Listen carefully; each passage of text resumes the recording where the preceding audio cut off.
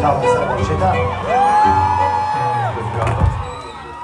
Kāpēc ienākot Liepājas dzīvoklī, tu uzreiz izģērbies Kails? Jo Sanču man uzlēja aliņu uz biksēm, aplēja visas bikses. Man nebija varianti, man bija jāizģērbies no Kailam. Kas notika tālāk? Tiešām stāstīt. Tiešām jūs gribat, lai stāst, kas notika tālāk? Es domāju, ka nē. Tā ir taisnība, ka tu piekāvi apsargi savā koncertā. Jā. Vai tu esi kādreiz nokārtojies bidē? Jā. Īstenībā nevar pierādīt. Mēs bijām 4 cilvēki. Aizdomas krita uz mani. Es to nenoliedzu.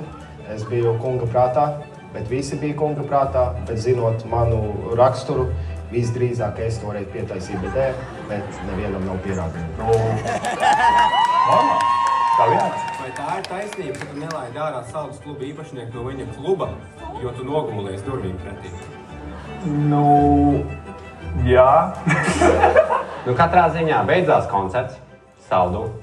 Kā to klubu sauca? Sound and Soul vai kā?